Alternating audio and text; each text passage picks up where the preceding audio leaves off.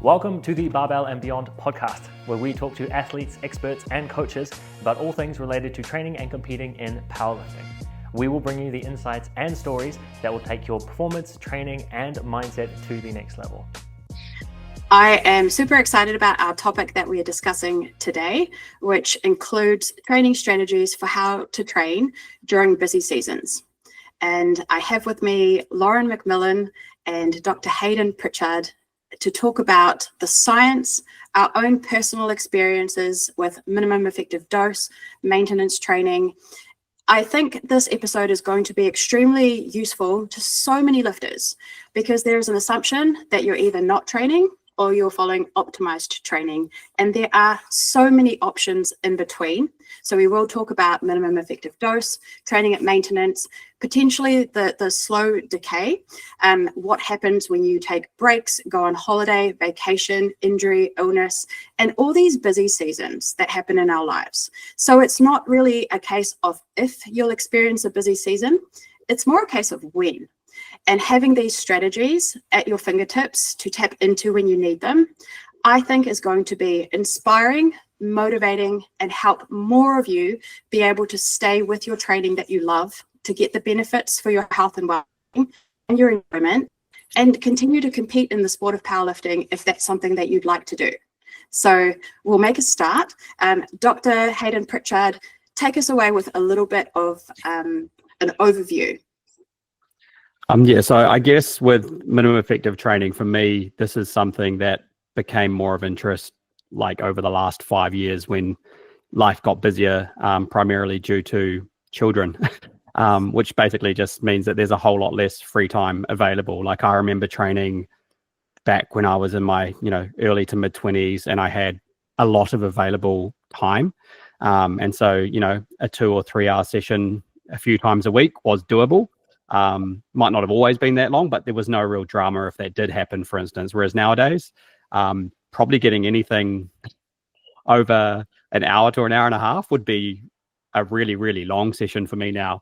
So it's really funny to look back at that. But one of the things over that time period that really started to intrigue me was, okay, I've spent time looking at what is like the most effective way potentially to do something, or looking at studies that compare training methods and see this one may be, a couple of percent points better or whatever it is. But actually what became more relevant to me, and probably what I've observed since then, because I'm just a bit more aware of it, is that sometimes it's not actually about doing what gets you 2 or 3% more. It's about doing something that can still allow you to progress with what time you have available or what you can devote to the gym. And for me, the surprising thing has been that, my own experience in training and the science point to the fact that you can do a lot less training than you think you need to and still actually make progress. And probably that last bit is the key there. This isn't do a little bit and maintain. It's do a little bit and actually still make progress. And meaningful progress is probably the other part there, right? It's an effective dose. It's not a maintenance dose. And you and I have had a few conversations about this. The before children time, it's not like it wasn't busy. You would have been combining training with working and studying. Because when I put this question out on the internet, a lot of people came back to me with, well, you should be more organized and you should optimize your time. And I think those are really valid responses. You should book your training in like an appointment, and you should learn methods like the Eisenhower matrix to prioritize what is important or urgent. And you can use, there's another one, the AED method. So you can use these time optimization strategies, but that's one aspect of busy seasons, being organized, knowing your priorities, having training in your calendar. The other side of busy seasons, and I think that's particularly relevant if you're caregiving for young children or maybe older adults, either or both, where that person is very dependent on you, it doesn't matter how organized you are. You may effectively just have less time. So a 3-hour session might not be realistic. And rather than stopping training completely, here's this idea of minimum effective dose where you could still make progress and still get your non-negotiables and training in. So I just wanted to clarify, there's strategies for optimizing the time that you have to be more organized. And I think those skills are really important that we teach athletes and coaches to do those things. One area that might be particularly relevant is a high school student transferring to university, and now they have to manage their own timetable. Or the equivalent of someone who's in employment switching to being self-employed, now they have to manage their own schedule. But what we're tapping into with caregiving and some other busy seasons is you just don't have enough time or the same amount of time that you used to. Or the other end of it might be that it's a priority, but it's no longer your highest priority. And actually, if you had to choose between spending 3 hours training or half an hour training and 3 hours with your kid or half an hour with your kid, you're always going to choose more time with your child, right? Mm-hmm. Yeah, and I think that's a really key point, is that it shouldn't be an excuse necessarily to do as little as possible, although that's absolutely fine as well, right? The other side of that coin is actually this could be a really good approach to ensure that someone can actually be a lifelong lifter, and can continue to actually train in all seasons of life, not just be someone, who when they have more time available, they train and then they just stop when that same time's not there. It's kind of like, okay, you've built this habit of training. Well, guess what? You might have this time at the moment where you can train for 90 minutes a session. But if you've only got 30 for 6 months, you can still continue to do this thing. And it just allows that lifelong habit of lifting to be able to continue to occur. And I think there's a big aspect of that is actually the mental side and being willing to actually do less. Being okay with doing less when you've always done the most or more. Yes. Yeah, because you often have that, right? Like someone will talk to you and they're like, oh, I didn't do my session today because I wasn't going to have time to finish it all. And it's like, well, okay, cool. But there needs to be that educational component that actually, if you did 50% of the session or 50% of your work sets that you had, that's a way better approach. Like if you had 45 minutes versus an hour and a half, you shouldn't just run away from the gym. That's probably the other part of this, right? This should give that lifter confidence to say, okay, I don't have as much time as I would like today because of ABC, uncontrollable circumstances, but I'm still going to come in and do, say, my top set or my top couple of sets. I might do one set of my accessories rather than 3 or 4, and I'm done. But actually inside, psychologically, I am not beating myself up, and I actually still can feel like I have won because I've got the session in, and I know that it's still actually going to contribute to my long-term progress. I love that so much. And I think to summarize what you've said, it's the goal can be the same, to lift for your health and well-being or to lift for your powerlifting performance or both. But the way that you go about it can look different. Yep. You don't have to do it how you used to do it. And there's quite a few athletes actually who've had to maintain their goal, change their approach, and been really surprised at how actually little they need to train to maintain or make progress. And that's what you were saying about the education piece. If people only knew how little they had to train to maintain what they have or to make, meaningful progress. And that's meaningful progress is something that Dr. Pack, who we both know and have participated in his research, asked athletes and coaches alike. He said, what is meaningful progress? Not just maintenance, but, progress towards your goals, which is a really interesting question. What does meaningful progress mean to each of you? I'll let Lauren go first. I think that completely depends on the season of life, really. So, for example, with me moving countries at that time, I still wanted to train, but like you said before, my priorities had changed, and training wasn't the number one priority for me. So in regards to meaningful progress during that time in my life, it was actually just staying in touch with my lifts and keeping the momentum up in a way that did fit in with my life at the time. I wasn't too concerned necessarily about being stronger all the time, but it was more about maintaining and even being that little 1% more. But then, for example, now I'm prepping for a comp. Therefore, the priorities are a little bit different. I do have more time for training and the focus is more on building strength. So meaningful change right now is to get stronger so that I can do my best at competition. Yeah. I think, Hayden, you and I have chatted before. For us who are later in our training age, and have experienced plateaus with certain lifts, we're kind of off the mindset that any progress is meaningful progress. If we're even gaining a kilo, ideally more, but any progress, any strength gains. And I mean, for me with that, Carli, at the moment as well, obviously powerlifting has been something I've been kind of, competing in again, what I competed near the start of this year. So for me, where I used to be in 2014 is very different to where I am now. But the idea is kind of to try and inch closer and closer towards that. Whether I ever end up exceeding those numbers is another question. But at the moment, I think your best years are still in front of you, and I'm really excited. I can't wait.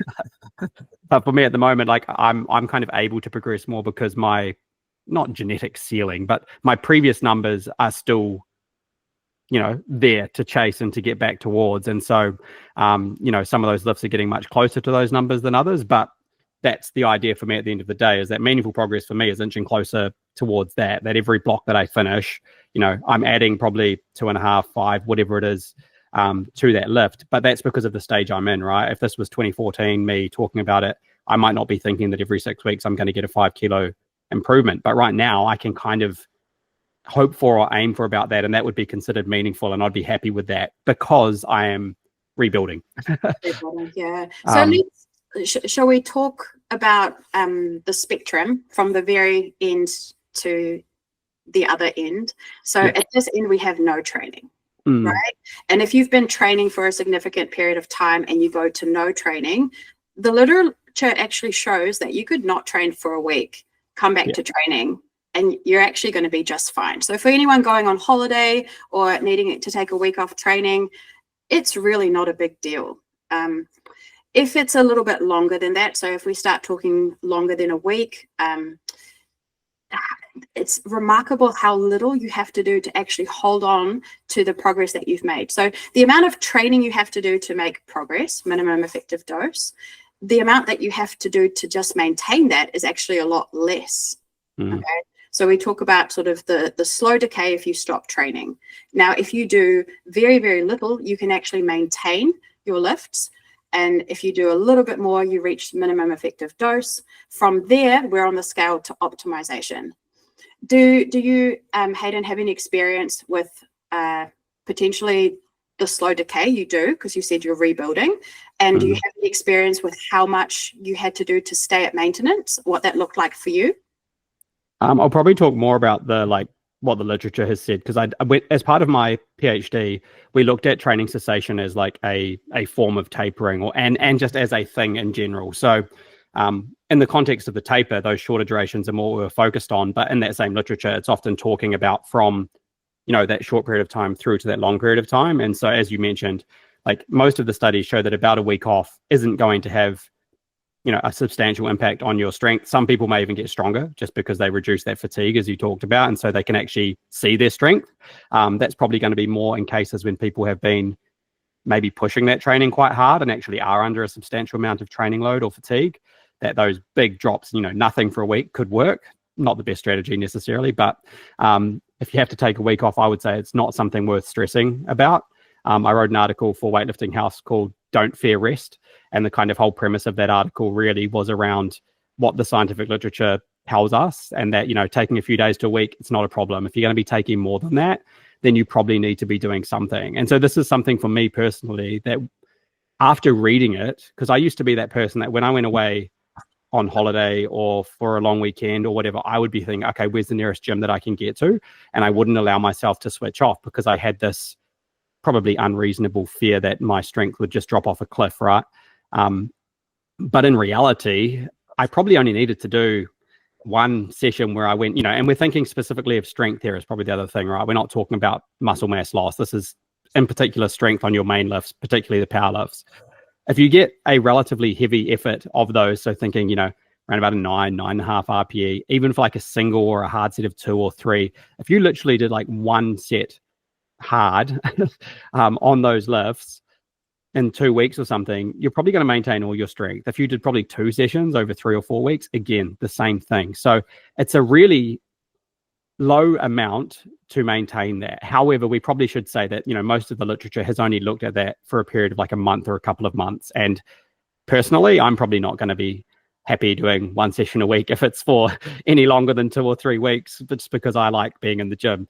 But in theory, probably 6 weeks doing a session every week that's relatively hard or relatively heavy, you'd probably be okay. Wouldn't be optimal, but you'd probably be okay, and you'd maintain most of your strength.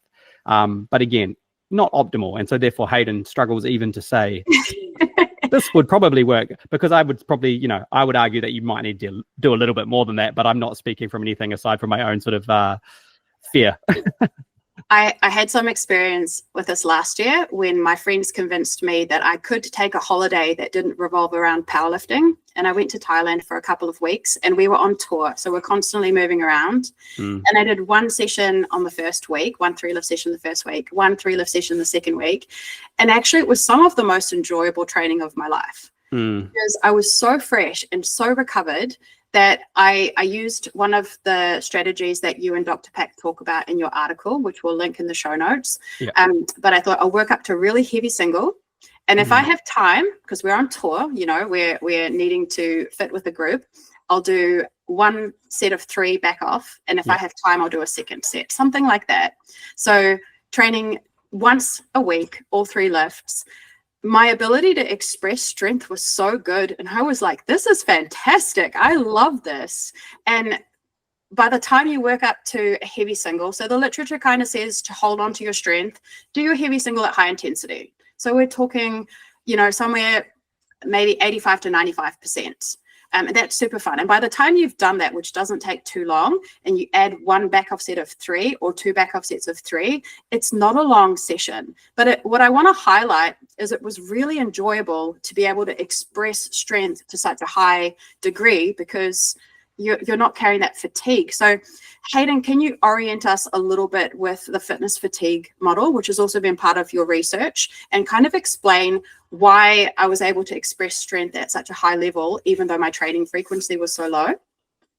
Yeah, so with training, essentially one of the kind of models to describe what's occurring is called the fitness fatigue model, and it essentially talks about 2 after effects of training. So when you have a training session, you will have the fitness effect, which is like the positive byproducts of training. So that's all the adaptations, whether that's your ability to, neurally activate the muscle and make it produce force, whether that gets better, you're more able to do it in a coordinated fashion, muscle growth, all those sorts of things would be positive after effects of training, and they're called the fitness effects. Then your fatigue effects could be things like muscle damage, neural inhibition, anything that's going to basically reduce your ability to express strength in this case, because we're talking about maximal strength as our byproduct, right? And the thing is, and it kind of makes sense, doesn't it, that the fitness effects kind of take a little while to happen, because it's going to, your body's going to have to make some changes, make some adaptations, and that doesn't really happen immediately. That takes a little bit of time. And then the fatigue after effects, so the other things that tend to hit us immediately. It's why if you went and probably maxed out or did a powerlifting meet today and you did another one tomorrow, chances are tomorrow's one would be worse, because those fatigue after effects are still hanging around. However, the fitness after effects take a while to build. So if we have a little bit of time off training, we kind of let those fatigue after effects subside or disappear, and then we can actually better express what we have there in terms of performance, because those fitness after effects are building. And then the other piece of the puzzle there is that the fitness after effects take a while to dissipate or to disappear. And so there's this kind of like period of time where they'll slowly go down. And so therefore, like we talked about before with that maintenance dose, right? Basically, the maintenance dose is ensuring that you're giving a stimulus regularly enough that you hold on to those fitness adaptations, but it's kind of separated by enough, like what you were talking about, that you're not carrying any fatigue into the next session. So you might feel quite good, you might feel quite strong, and therefore you are able to express that strength, which probably does feel nice, right? Sometimes after a hard session, you come in 2 days later, and even if you're doing, bench one day and then squat the next, there'll still be some I don't know, you might have done some upper back, or maybe the shoulders are a bit tighter, and so you can't get into as good a position for your squat. But those things won't be there. And so therefore you kind of get this advantage of that period of time off and being able to express the fitness or your performance because of that. Yeah, that's how those effects come. I have to say there was some really interesting learning from, I've had probably 3 years now of either minimum effective dose or literally training at maintenance, even in the slow decay. So maybe I give the listeners a little bit of an overview. So in terms of big life events and busy life moments, I think I was able to include every single one of them at the same time the year that I had the best chance of potentially winning Masters World Champ. So everything happened, every major life transition you can think of, the same time, plus caregiving and looking after a young baby. So he turned 2 that year. And it was my best chance in my mind of what I thought being Masters 1 for the first time. And I remember thinking, holy crap, what am I going to do? This is my best chance, but I have the least amount of time ever. And what ended up happening was really interesting. I went from squatting 3 times a week to, in my mind, I had like a minimum. You're going to squat at least once a week. You're going to bench once or twice a week. You're going to deadlift once a week. And my lifting and my training actually improved significantly. I had less niggles. I had less sort of aches and pains. I came into every session fresh. I enjoyed it so much more. And I actually made the best progress that year that I've ever made and hit the heaviest numbers that I've ever lifted. So that makes me think in retrospect, I was probably training too much for what I could recover at that time, if that makes sense. So less can actually be more. And I sometimes think that less done well can be a lot more effective than keeping adding more. And I do think that when people think about optimization, they think about more, not necessarily the quality or the intensity that you can express. So that was the build up to Masters Worlds, which I was very grateful to perform my best and win. Straight after that, my priorities changed completely. I was like, well, I've ticked that box. I want to focus on building Barbell and Beyond, on our mentorship, on working with coaches and athletes. Of course, being a good parent is always the highest priority. And I went to less than that, not even maintenance. I think I ended up maybe deadlifting once every 2 weeks potentially, which was a bit of a mistake. So figured out where the slow decay was. Slow decay, thought I don't want to hang out there. We'll go a little bit bumped up to maintenance. And at the very last minute before nationals, ramped it up to minimum effective dose and was able to improve on the previous year's performance. So my best 2 meets were at my oldest, training the least that I've ever trained in my life, and probably the most enjoyable seasons of my powerlifting because more fun, less pressure, and just really being able to enjoy the lifting. So that's a little bit of my personal experience, but Hayden, can you give us a rundown on what Dr. Pack's research showed and what the literature has shown us in terms of minimum effective dose? Yeah, so it's relatively simple. Like you can summarize it pretty quickly. It's basically if you're working up to a heavy set, and typically that's about a 9.5 RPE. And in the case of the research they did, they were using singles, so building up to a heavy single. That was enough to make some gains, and they were basically, just to put that into context, they were squatting twice per week, bench pressing 3 times per week, and deadlifting once per week. So 2 squat sessions, 3 bench sessions, and 1 deadlift session. So each day was essentially a full body day, 3 days per week. And they would build up to a single in one of the groups, or the other group would build up to that single and have back off sets at about 80% for a few repetitions. And so essentially they found that even the singles were able to produce progress, but the ones with the back offs produce greater progress. So essentially you're thinking at bare minimum, you want to do something relatively heavy, that 9.5 RPE, and you want to do that probably a few times per week for the upper and lower body. And those sessions, I believe, when I spoke to Pack, and I don't have the exact time frame off my head, but I think he said that it was actually able to be completed in about half an hour, those sessions that they were doing. So it's a really short period of time. And this was kind of the approach that after I had Toby, I took with a lot of my lifts when I was trying to build my front squat and my bench. And I would literally be like, right, okay, if I have enough time, I'll do back offs, exactly like what you said. And if I don't, I'm just going to do my heavy. And I was using like triples, doubles, because singles for me were just, I wasn't in a headspace to be able to probably do a heavy single at that stage, given the fatigue I was under with baby. So yeah. Yeah, I think that's a really interesting point, that it's not just the physical fatigue or the time constraints, that sometimes people just have a huge mental load or they feel really stressed. What about potentially the lifter who loves powerlifting, but they're burnt out? They're just like really burnt out. They've pushed too hard for too long.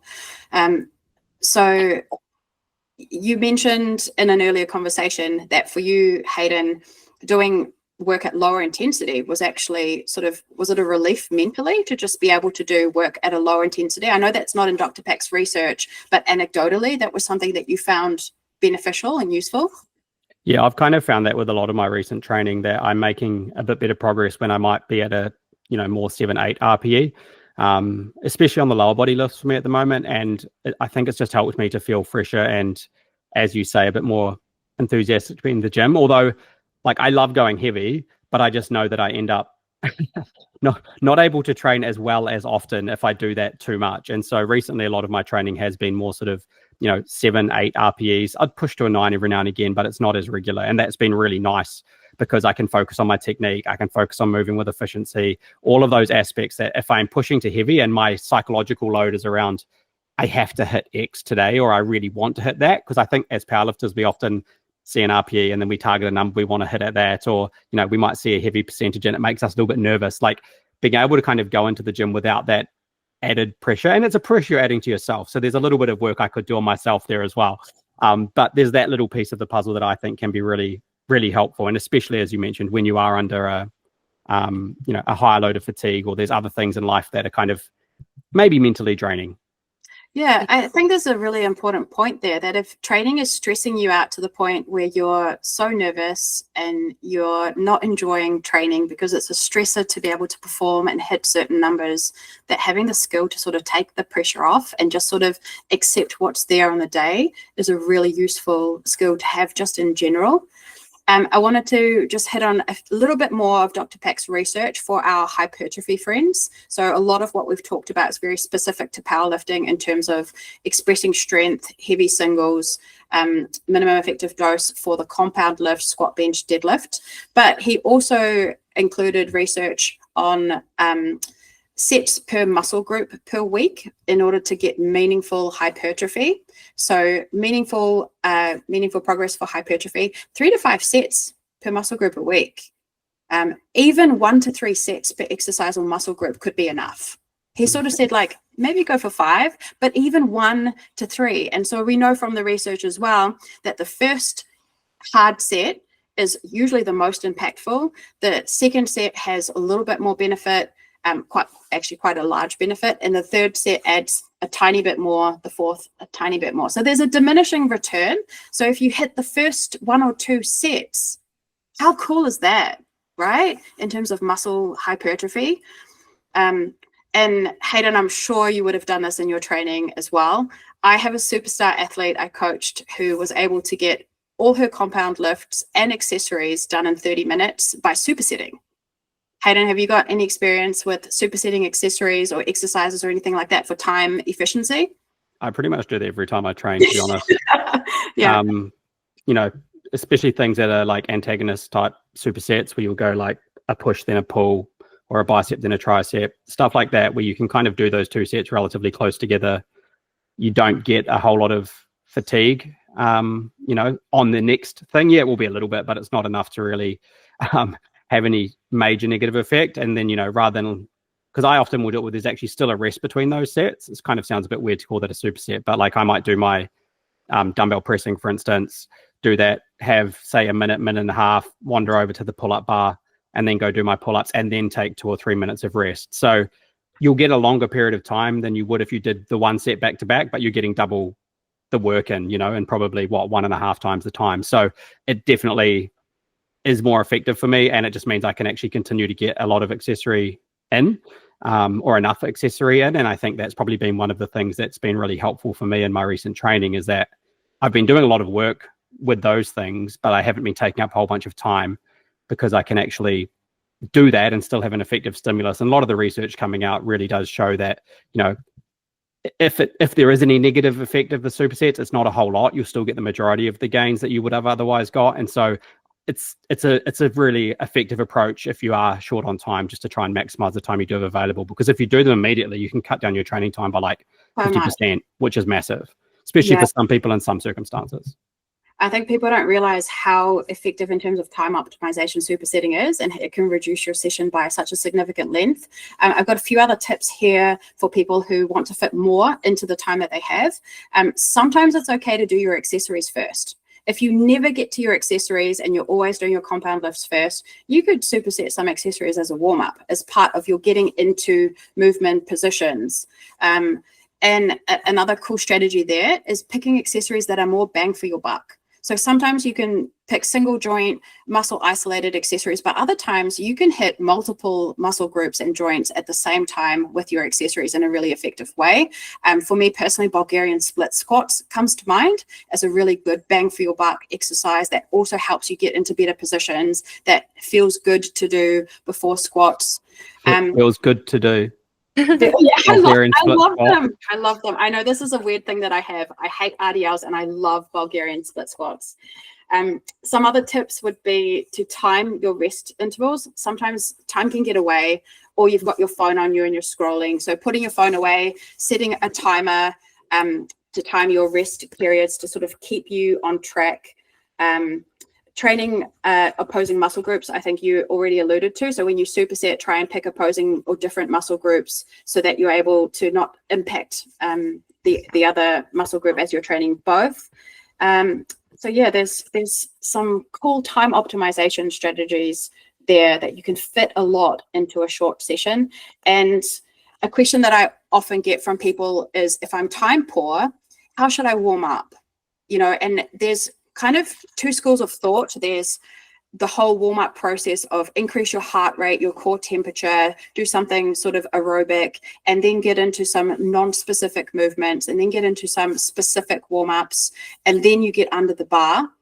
But actually, if it's not freezing cold and you're kind of already warmed up from walking to the gym, a lot of people can actually go under the bar and use their barbell warm-up sets to warm up effectively, and maybe between their barbell warm-up sets they could be doing some mobility or some get into good shapes or position work. So that's a really effective way to warm up. Do you have any thoughts on warm-ups, Hayden? Like, how do you warm up? And don't ask me that question, people won't like my answer.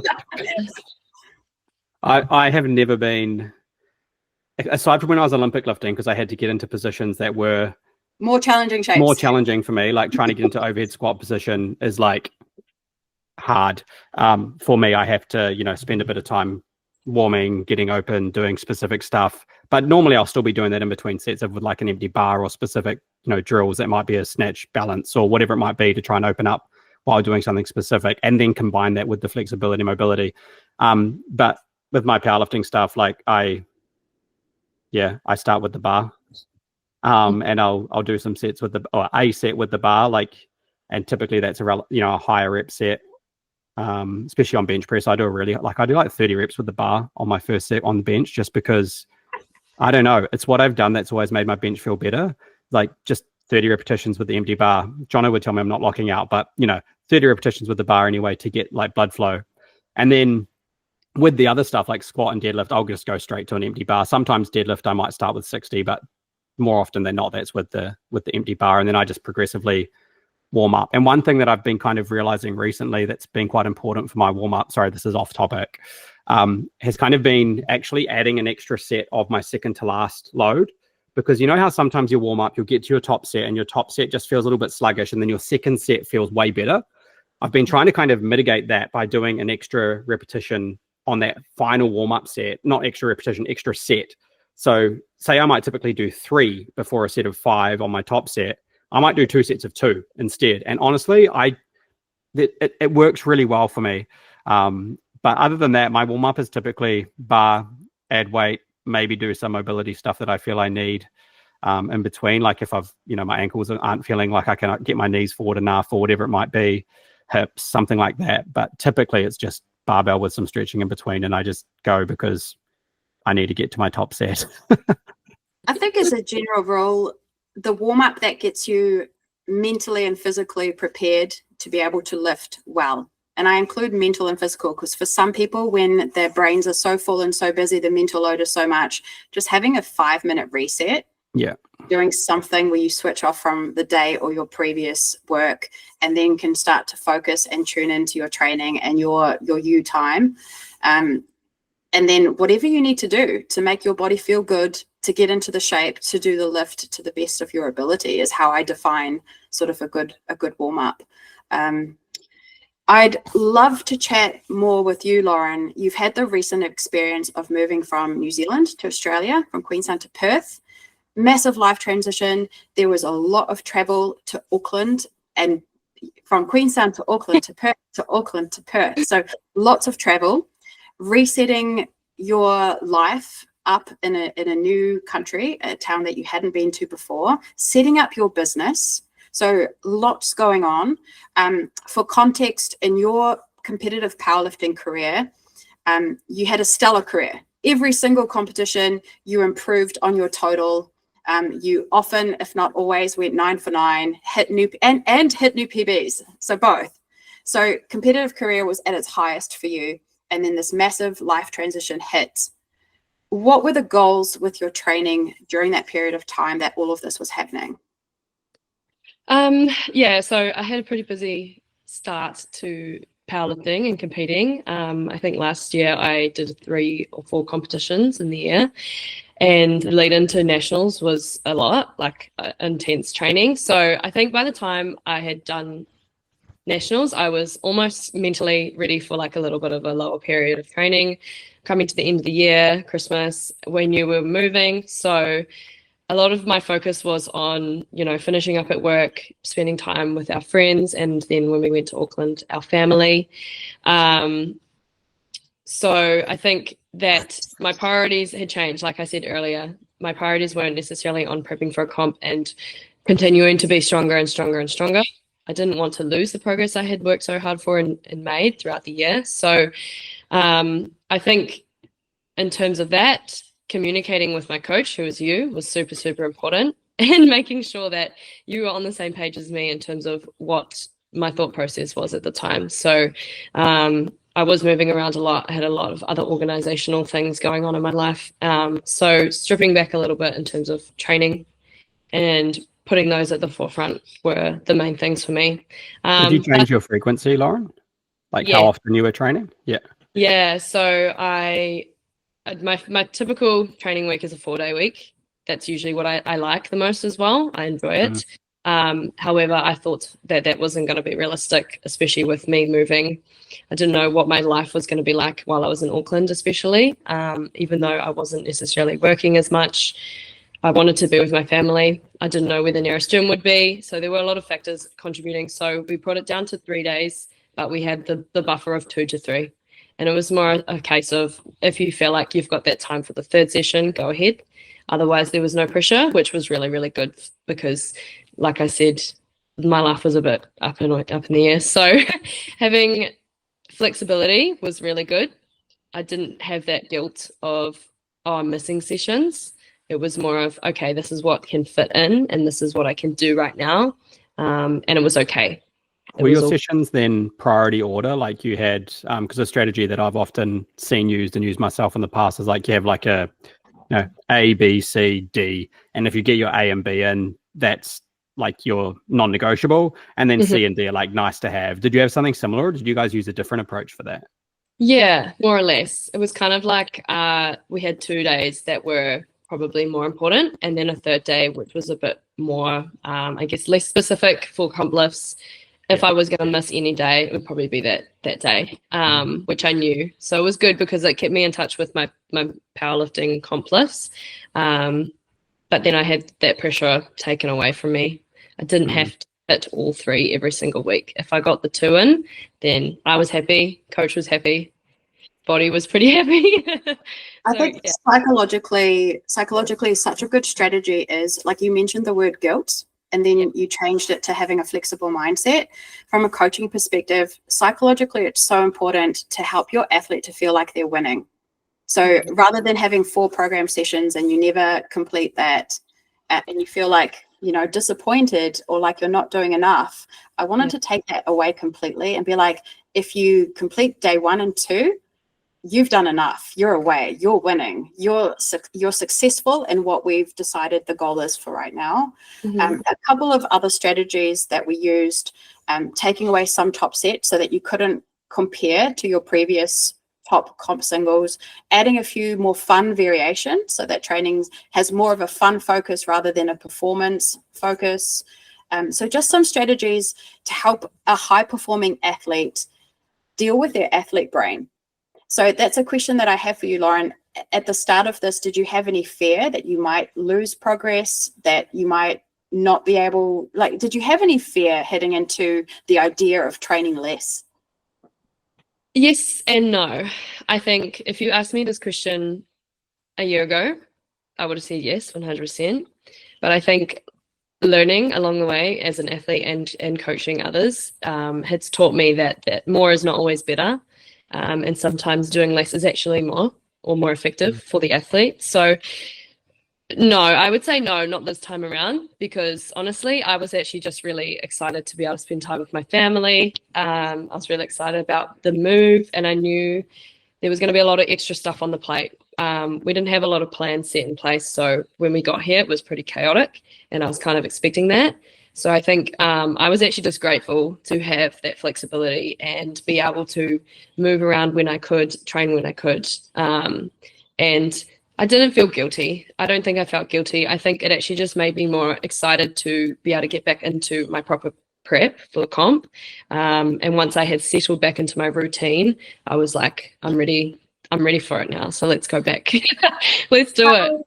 How long were we on the lower dose of training? How many months was that? Probably 6 to 8 weeks, I would say, around that time. So yeah, it was from February through to probably start of April. So maybe around that 2-month mark. And then I also had a week off during that period when I went home to New Zealand for 1 week. And I genuinely had no time for training then. I wasn't even near a gym. So yeah, about 8 weeks. And I can say with confidence that I didn't lose progress. Like, I definitely maintained. I maybe didn't build too much over that time, but just the idea of being able to maintain it. And now that I've gone back into my regular training and I'm prepping again, I feel like I'm in a way better position than I would have been if I decided to fully stop or do one day. Yeah, that's my next question. How long have you been back to your regular training frequency, and how's lifting going? It's been probably about 8 weeks now. So yeah, I've just started my comp prep. I've done a bit of a build up to it because I didn't have any competition plans prior to this. It's going really good, really, really well. I like 4 days a week of training. That's my personal preference. I find that's like a sweet spot for me. It's manageable and enjoyable. And it's been going good. I think I'm actually building back up to where I was leading up to nationals last year, which has kind of been a big goal of mine, was to surpass those lifts that I did at nationals. And given that it's been quite a while now, I'm pretty stoked. And the fact that I haven't been training to the same frequency and intensity between those times, it just goes to show like how you can do a lot less and still maintain and get back to where you were quite quickly. So I'm really happy. You were able to achieve so much in terms of quality time with family, setting up your new business, finding a new home during that time, which is really cool. The other thing that I can see with your lifting is I think that period of time was good for your deadlift, to have a mental break from deadlift, and now to come back to it excited, fresh, and really enjoying it. Because before, there was a thing with deadlift where you guys were not friends, but now you're friends, and I love that for you. Yeah. I can remember that. I actually talk about this a lot with people because there's always a time where one lift is not going your way. You maybe not have such a bad relationship with the lift that I did with deadlifts at that time, but I can remember saying to you, like, I don't want to do it. I was like, I give up. I can't do it anymore. So I think scaling those back and having that time where it was no pressure, doing a lot less, but enjoyable sets. You also gave me lots of different variations I'd never tried before, which was cool because I was learning new things. And now that we're back into it, I do think that they're coming a lot better. They're coming up a lot faster. All your lifts. Them. Amazing. Yeah, I don't hate them anymore. So there's actually not a lot of research on minimum effective dose or maintenance for a long period of time. So the research that was done by Dr. Pack and the meta-analysis kind of looks more in the short-term area of weeks and months. This is not scientific data by any way, shape, or form, but I wanted to quickly touch on N=1, so just my own experience of doing minimum effective dose or maintenance for a long period of time. Probably not ideal.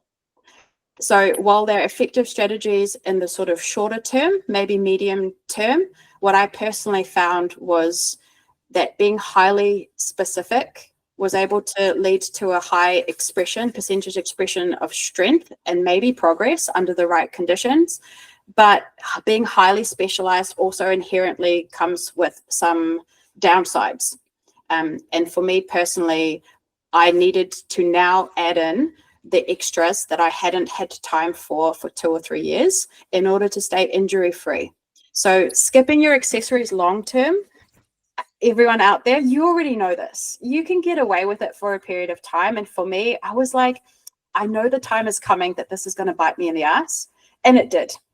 And so we're not suggesting, what I wanted to put out there is that we're not suggesting that this is a strategy forever, but it is a strategy you can use for a period of time. In my experience, a lengthy period of time, but don't think you can go without your accessories or your rehab exercises or getting out of specialized positions forever, because that's just not the case. And I think common sense kind of dictates that. And for me, it was a ticking time bomb. And we talk about this with Pei, who's one of our expert physiotherapists.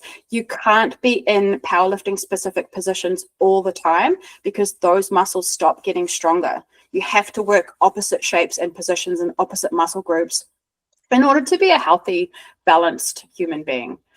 Hayden, can you direct us to some of the can you tell us what the research says in terms of timeframes for these sort of more minimal interventions and what the literature says? I've kind of briefly had a look at it. I'm pretty sure, and this is going back a little bit, that there wasn't really a whole lot more than 2 months. And a lot of those studies wouldn't have been on high level lifters. I think Dr. Pack's one was let me just check. I think it was 6 weeks or something that he did. Yeah, he did 6 weeks. So okay. That minimum effective dose, so where you had the effectiveness of it, was a 6-week training block. So obviously, as soon as you go beyond that, you're not going off the minimum effective framework that he was using, at least. And so, yeah, I would say, that it can work for about 6 weeks. You've got examples from both of you guys of it working for at least several months.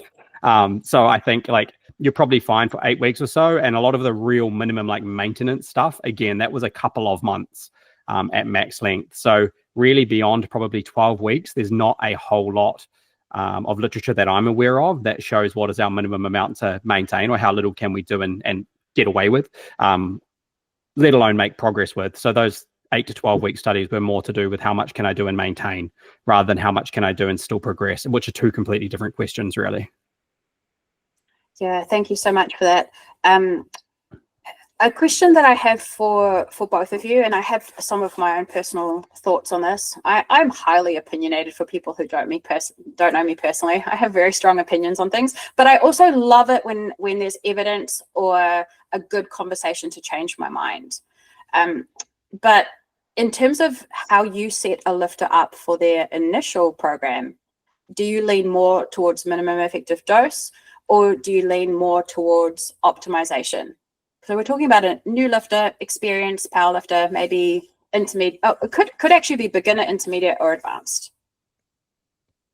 Hayden? I'm typically going to ask them the question of, sorry, we're both sitting there just looking at each other. I will typically ask the question and understand what they've done before, and I will try to apply something relatively close to that, but within the framework that I operate in. So it's not going to be I'm going wildly under or wildly over. So pretty close. I may go a little bit lower, and especially at the start while they get used to the way that I program, because it may be a little bit differently to how they have had it in the past. What do you define as volume? Do you define volume as tonnage, hard sets, working sets, or stress index, working sets? I typically use working sets because I think it applies across the board. It's easier to measure. So yeah, how many hard sets basically have they been doing previously? And as a general rule, how many has it typically been? It's just getting an idea of their general program and not going wildly outside of that, because if you suddenly underdose someone, maybe we're going into maintenance, but that's that thing of then it's a matter of following the response, right? Like if they are making progress with whatever dosage I've given them, if it is on the lower end or similar to what they had before, then I might maintain that for a while and kind of, play with the other variables in terms of exercise selection, intensity, those sorts of things. Probably I would do that before I go and bump up volume crazily. That's just my approach. I would typically change those other variables before I go and just say, right, I'm going to add an extra set. I'm going to add an extra set and see where that gets them. Like I'm typically going to change, like, okay, we'll try this exercise. We'll flick that one in there, those sorts of things. Sorry, I'm on a tangent now. That wasn't the question. That was a good answer. Well, Lauren, what about you? When you're setting up a new lifter, would you lean more towards minimum effective dose or more towards completely optimized? I think similarly to Hayden, it depends a lot on the person themselves, like the lifter. So their experience, what they have been training previously, maybe what their goals are as well. For some people, they might just want to get back into like frequent training or a routine of training again to feel good. Maybe not necessarily a competitive lifter, but for your lifestyle lifters, maybe for them, it's more about just building that frequency and that routine so that they feel healthier and feel stronger, just even that tiny bit. So completely depending on their goals. Whereas if you get like a competitive lifter, for example, and they are wanting to go into a comp prep, you probably wouldn't start them on that minimum effective dose. You would probably start optimizing them, especially if they are a bit more experienced and they have lifted before. So I think completely case by case, but taking in a whole lot of stuff when you're making that decision. Yeah, fully on board with optimization for individualization for the lifter who's in front of you, and it's always context dependent. But I think my thinking on this has changed sort of in the last couple of years, in the sense of what is optimized training and how many athletes actually contact us for coaching who are in the position to fully optimize their training. And the answer is actually almost nobody. Nobody is a full-time professional powerlifter. Occasionally you might have the odd person who can, they just say, I can train as much as you think is optimal. But that's very, very rare. For most people, that's just not the case, because we all have work, study, and other commitments. So I would say question mark optimized, like not many people are full-time professional powerlifters. There are some. I'd go further than that too, Carli, and actually say that, like, when we think of this thing of what is optimal is completely dependent on your circumstances. Because if you have a whole bunch of high stress in your life, and then you try and add what in the studies shows us to be a optimal level of training, for that person, that might not actually be optimal anyway. So it's like, what is optimal is even, it's a very blurry line, but then also that completely changes depending on other things. So what you're saying is optimal for the person, not optimized in terms of the research, but what is optimal for that person in front of you. In that context, in that season of life. Yeah, agree. The other thing that has recently changed my mind, though, and this has not just been my experience, but the kind of average school of thought for, say, a female 63 to 69 kilos is squat frequency twice a week, maybe 3 times a week. And I'm seeing a lot more of smaller females who are doing much, much better squatting once a week, or squatting, this sounds a little bit strange, but 1.5 times a week. So you can actually have that frequency too if your microcycle is a little bit longer, or a number of sessions per month rather than number of sessions per week. So I am seeing more and more lifters who have had so much volume, and actually when we strip them back and try and aim for minimal effective dose, I'm seeing them hit PBs in block 1 and 2, like huge PBs, because they were never able to train to that higher intensity and express their strength and have their lifts move so smoothly and so efficiently, because they were just so fatigued. So more and more examples of programs that I guess you could call it too much or junk volume. And so now my coaching has changed. Rather than throwing, my first program had everything thrown at it and the kitchen sink. We just threw everything at training. So that's how I grew up in powerlifting, was like, do everything and you'll get better. But I don't think that's the smarter start approach anymore. What that did for me personally, it set my volume threshold really high, and it gave me the perception that to be good at powerlifting, I had to do 8 sets of 8 squats, which is just not the case. So now when I set lifters up for their programs, I actually more cautious about how many hard sets I give them. And I'm seeing PBs in block 1 and 2, guys, which is really, really exciting. And it's quite easy to add a little bit more. But I think it's quite psychologically damaging sometimes to say to a lifter, we have to take things away because it's not working or you're not achieving that thing. So to add more is like pleasant psychological experience, if that makes sense. So that's just a little bit of my recent experience with sort of junk volume, or sort of the 8 sets of 8, hit that muscle group and that exercise with the highest frequency that you can. And the reason I bring this up, it's probably not the most popular idea.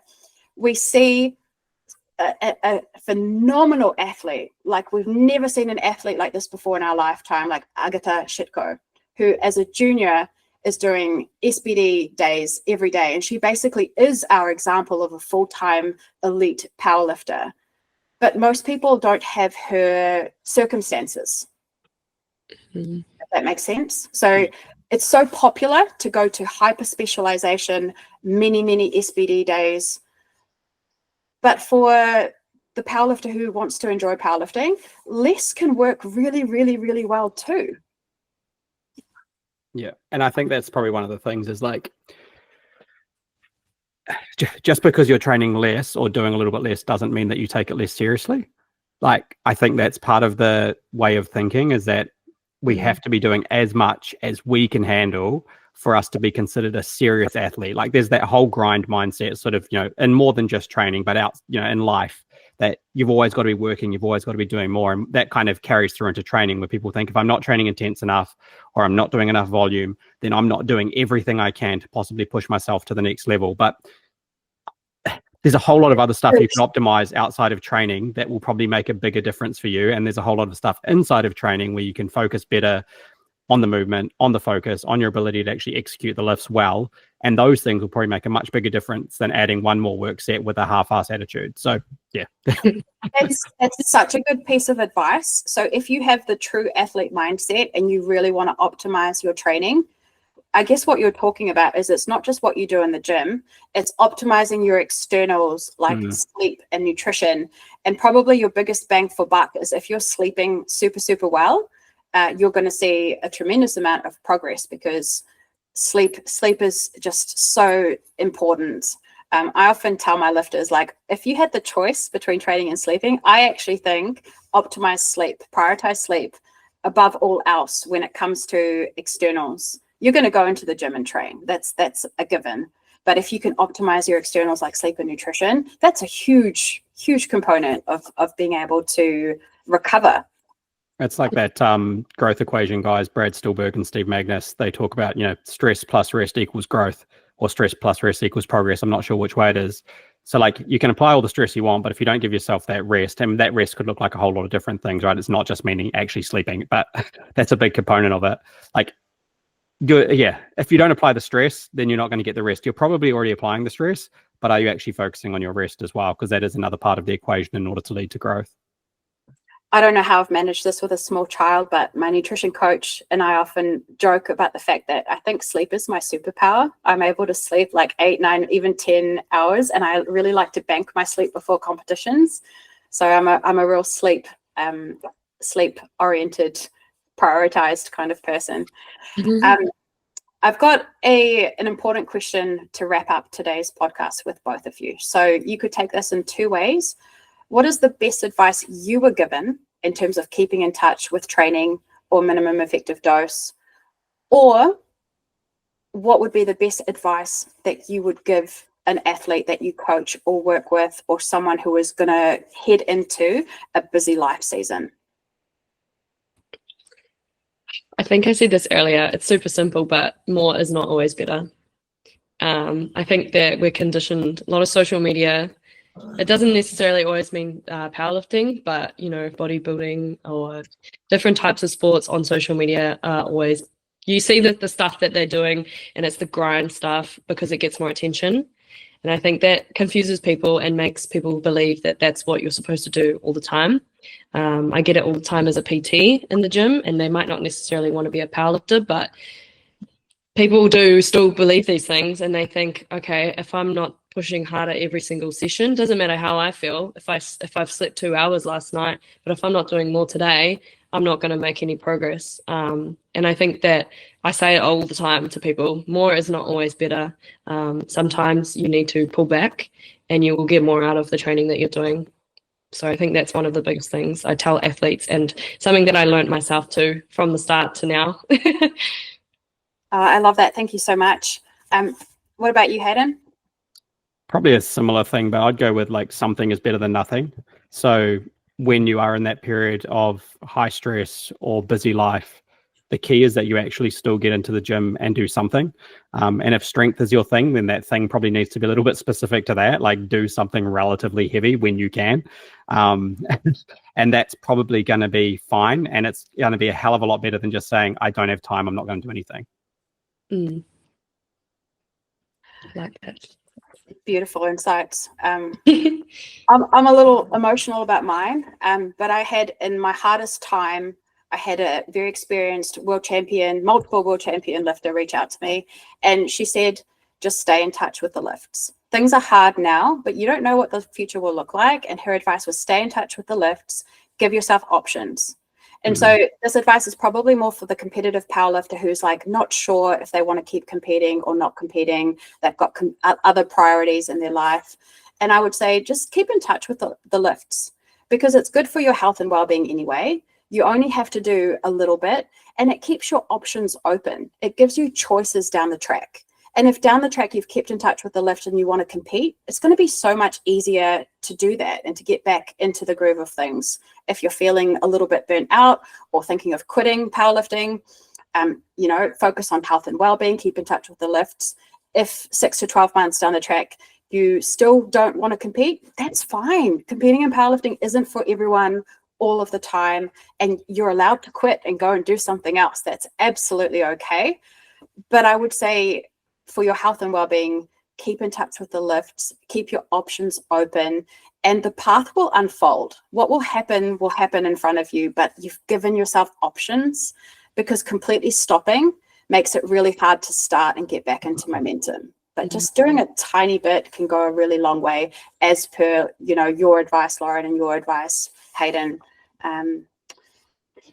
This has been a fantastic opportunity to talk about everything on the spectrum that's between not training at all and completely optimized training.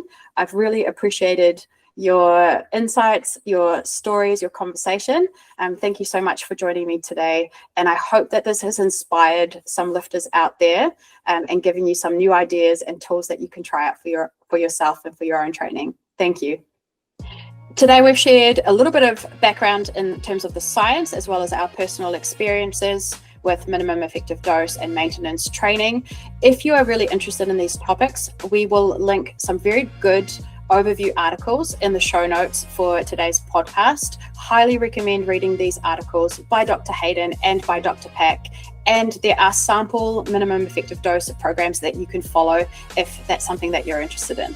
For the highest quality, personalized online coaching that will see you achieving your best powerlifting results, book a call with one of our expert coaches at Barbell and Beyond. We specialize in competition prep, nutrition for powerlifting, and helping you develop an elite athlete mindset.